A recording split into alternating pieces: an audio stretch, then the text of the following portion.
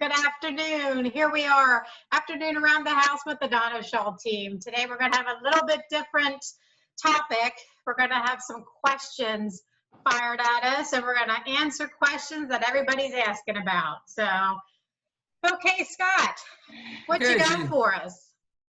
We're about 4 weeks in since we've gone to the yellow phase in Lancaster County, and I just thought it'd be neat to find out how things are progressing in the real estate world. So just a few questions to ask you guys. First one, what should our buyers have ready when beginning their search for their new home?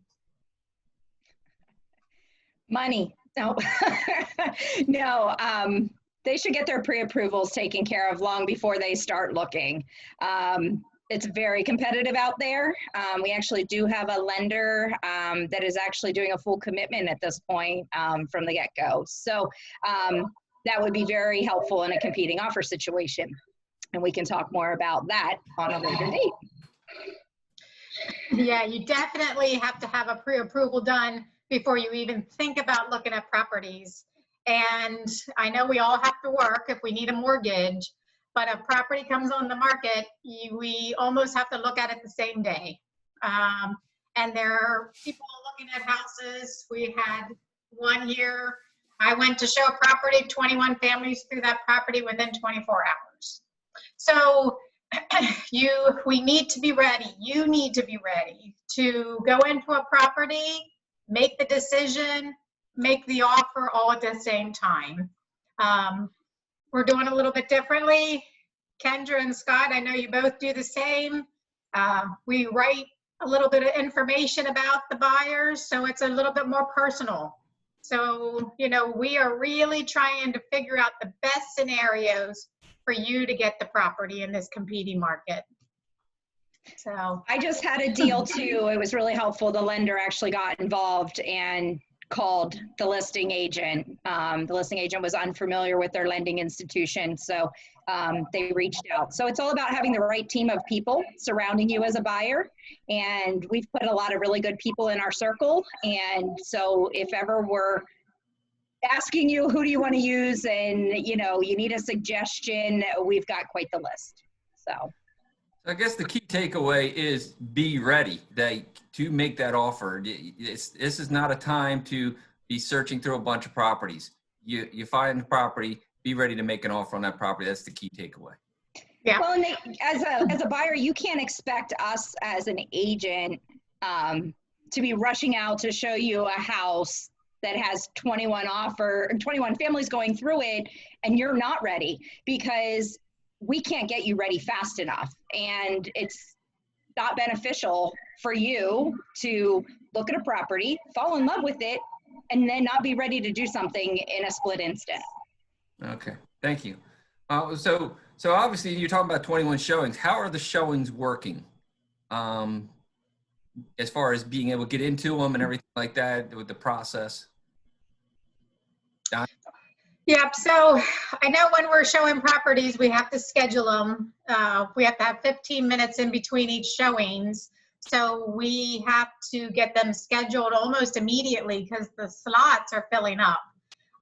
Then we also, every buyer, we all have to sign a COVID form that says we aren't sick, we haven't been out of the country, nobody in our family's sick. That has to be signed before we go look at properties. As we're going through the properties, we all need to wear masks. It's a possibility you're going to have to put on booties or wear gloves, depending on the seller's requests. As we go through the property, you're looking, we're wiping everything down as we go through with sanitizer wipes and making sure everything is just the way we found it. So it's fine. It's what is happening now, and people are obeying the regulations, so we don't have any more sickness with this COVID. So Kendra, tag on it. So what should our sellers be prepared for when they're setting up their showings? Well, they're going to get hit right away. Like when their house hits the market, they're immediately going to have a ton of showings booked, and be prepared that you know, it's going to be back to back. They're going to have to be out of their house probably for a significant amount of time. So if they have dogs and things like that, that they're going to have to make arrangements for, they need to kind of prepare for that. I think the one suggestion, especially in this time of the year when a lot of people are going away for a weekend at the beach or whatever, sometimes that's the best time when they leave for just a short amount of time, because we want to present the offers as soon as possible, but they're not inconvenienced over and over and over again. They are supposed to be trying to leave as many lights on as possible, and closet doors open and basement doors, just so that we don't have to touch every doorknob, every handle, every ounce of their house. So, you know, it makes it a safer environment for everybody. Yeah. Okay. The other thing I just want to say there too, most of the homes are selling very quickly, but there are some nice homes out there that are they're not selling as fast, and there's nothing wrong with them. They're priced correctly. They're not getting showings. They might be a little unique. They're not the standard cookie cutter homes in a nice neighborhood. So you can't get discouraged either if your home's on the market and you're not getting these showings that everybody's talking about. Everybody's talking about it's crazy out there. And it is. We just have to be prepared for whatever it is, and just keep calm and keep moving forward. That's true. There are some homes out there that appeal to a unique buyer. So you're not going to get, like you said, the cookie cutter people that are going to be walking through. So, yeah, very good. So, you know, you mentioned about 21 families coming through and everything like that. How are competing offers affecting the current real estate market? Kendra, you want to start? Well, typically, if you've got that many families coming through and you have a multiple offer situation, you're having to make some really hard choices when you write your offer. To be at the top of the list, you know, gosh, I've written offers in the last few weeks, sometimes $25,000 over asking price, and we still didn't get the house, which is kind of scary because after it's written that high, we've got to get through the appraisal process, which chances are it could bounce right back and we're back to negotiating with the seller again. So you just got to be ready for the ride. It's challenging. People are waiving inspections that maybe they wouldn't have normally waived. And from that aspect, then when you go to resell the property, you have to think about maybe what you didn't know about your house and you still don't know about your house. So, yeah, it's hard. It's hard. You don't even know how to guide people sometimes when you know you've got that many offers coming in, because all you can do is put your best foot forward. Yeah. The other thing I think that we do as a team very well is when we do represent our buyers, we're having conversations with the agents for the sellers. You know, it's not always about the money. It's about the seller situation. Do they need to, the questions that we ask them, you know, where are they going? Do they need time to find something? Are they looking for a quick settlement? Sometimes it's not about money. I wrote one, it was 20 grand over. They took an offer with no contingencies and it was less money. So it's not always about the money. So we got to talk to the agents for the sellers so we can represent our buyers to hopefully grab the property that they're looking for. So.